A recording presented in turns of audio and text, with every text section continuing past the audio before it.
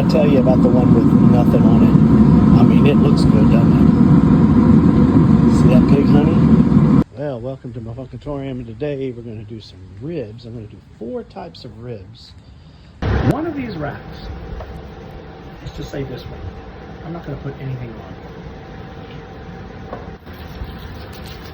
And rack number 2, salt, pepper, garlic, just like Lockhart. And I add a little extra pepper. So that's rack number 2.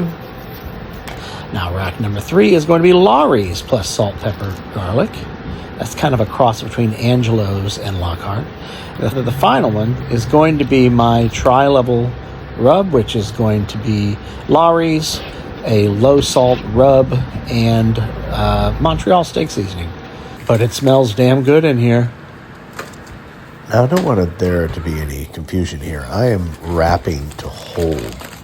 I didn't want anything interfering with these flavor profiles. And flavor profiles do change when they cook in their own juices. So at this point, the cooking stage is done. And I am going to stick them in the smoker and then bring the temperature down.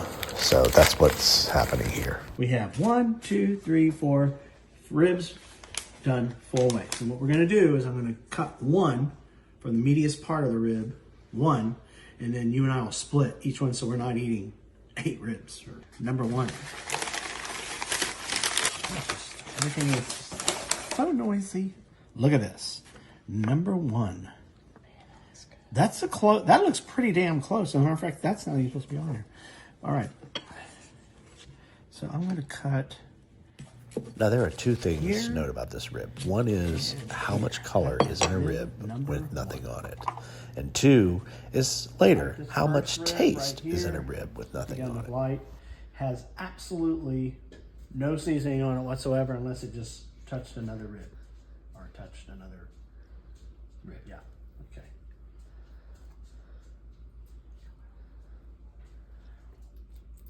Okay. Okay. So my impression of that is it tastes like a rib that's never had anything on it. Yep. However, it's very interesting how much flavor there is in a rib. Whew. This one's number 2.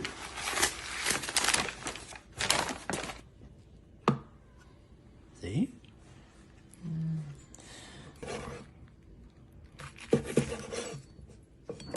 Number 2. Rib number 2. Rib number 2 had only salt, pepper, garlic, and a little extra pepper. So this is the Lockhart style rib. See? Okay. I taste the pepper. Definitely taste the Lockhart in it. Okay. It just lacks a little sweetness to it. It lacks the sweetness, but it's got the smoke, the right And amount that of smoke, may- and the right amount of pepper. And it may have come, the sweetness may have come had I continued on. Okay. Okay. Number 3. And as a matter of fact, I will cut this one right here. So 3.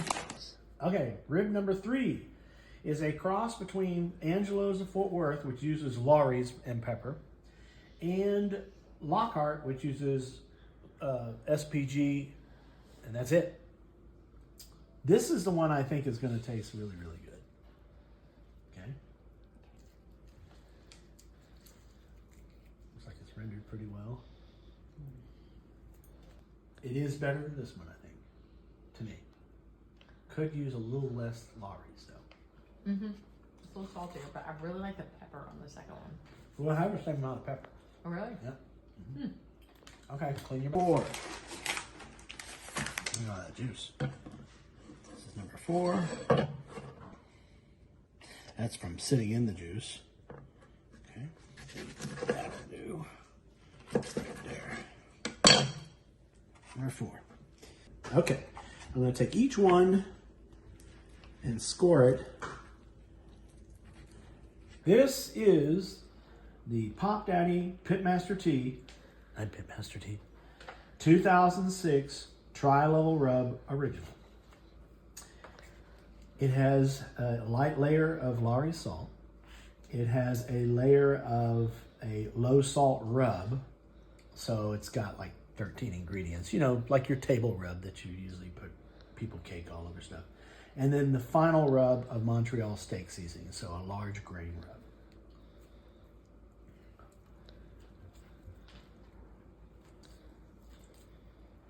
Well, I want some more of that one. you want some more of that one? It was good. I wonder if you would want it If you ate it. if you knew it wasn't mine. I like the flavor of that one. Yeah? But I also like that one a lot. Better than the first one. Look at me stealing all your stuff. I know. Good morning. I thought I would talk a little bit about the results of yesterday's tests. All right, I had 3 cups of coffee today, so excuse the shakiness of my videos. Now, there were 4 ribs, one with nothing on them, and the rib with nothing on it. And by the way, these are all cooked unwrapped. The only time we wrapped them was when we held them. There was no binder either. I just wanted to test a certain flavor profile because I'm trying to get close to the original blacks, not Terry Blacks, but the original blacks. That's Edgar Sr., Edgar Jr., Norma Jean, that one, the one that's really in Lockhart. It has been since 1932. One was with nothing on it, and that gave me some color confirmation. How much taste is in a rib with absolutely no rub, and what color can be attained by no rub. A lot of people don't realize that spices turn black. They absorb smoke more, and they're not sure, they don't understand what spices are doing what. So when they put them on, they think they're going to add a certain amount of color, and then they just turn on them. And all this changes too, depending on equipment, depending on temperature, depending on whether you wrap or not, all that stuff. But anyway, so we're just stripping things down. That was rib number 1. And like I said, amazing flavor for nothing on it. I would say not everybody needs to do a rib with nothing on it. However, what I would suggest is do a rack of ribs with just regular salt. Not even kosher salt, just regular table salt. Next, rib number 2 was salt, pepper, garlic. This is what everybody says is on, a Lockhart rib. And remember, there are 3 basic joints in Lockhart. There's Kreitz, there's Smitty's, which used to be Kreitz, but then Kreitz moved out of the building. They have been in business for 123 years. Smitty's is in the old building, and then there's Black's. Those are the 3 basic joints. Between those 3, there's a slight difference in each of the rubs. I suspect one of them, I can never figure out which one, has a little bit of cayenne, because cayenne tends to sweeten when it's not exposed to heat and smoke, and it's not wrapped, which none of those 3 wrap unless it's to hold. Okay, so the second rib was just salt, pepper, garlic. I found out garlic burns. Salt does not burn. Pepper doesn't burn, it bonds. But garlic does burn, especially at the temperatures that I was smoking at. Now, it wasn't burned, it just turns black or darker. So, all right, so now rib number 3 was Lawreys, which is from, there's a joint in Fort Worth, which is where I first started liking ribs. And that joint was established in 1957, Angelo's Barbecue of Fort Worth on Camp Bowie. And it originally was a beer joint that served the coldest beer in town, which if you think about Fort Worth, in 1957, there's not a lot of air conditioning, so you can go in and have extremely cold beer on the tap. So they wanted to sell more beer, so they found out a way, which was to serve barbecue. And their barbecue, it took me forever to figure out what their rub was.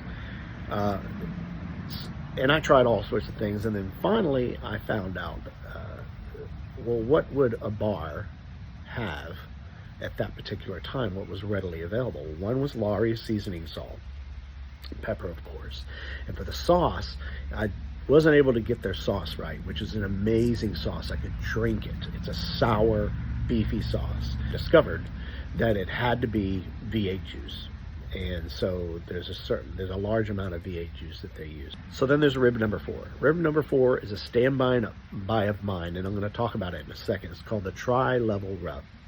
So the tri-level rub is basically a light sprinkling of Lawreys, and then a seasoning blend, which is kind of like your table rub that everybody you see uses a different rub that they bought.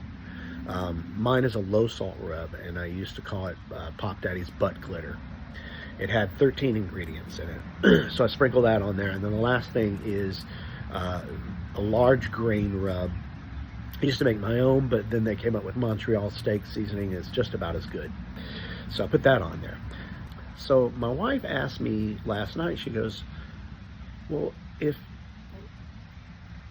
you like your tri-level rub so much, why even try for other rubs, right? For you to try for something, and I said, because I know I like that. I know that if I was competing, that's probably where I would go, because I'm competing at 1 cubic inch, meaning that all your flavor has to be in 1 cubic inch.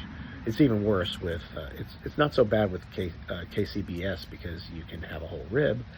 It's really bad with IBCA because you have to use a freaking knife and a fork, so you just get one bite. So I said, I know if I was competing, that would be it. But if I had to eat a whole rack of ribs, it'd be blacks. So there's a big difference between what you want to eat several ribs of and what you want one taste of. It's got to be a lot of power packed into 1 cubic inch of a competition rib. So I said, I'm trying to find that balance that blacks of Lockhart, original blacks, has. So that's what this test was all about. And what I think I'm going to do next, I kind of want somewhere in between the number 2 and number 3 rib, is it's going to be salt, pepper, cayenne pepper. Stop. I'm going to try a whole rack of ribs with that.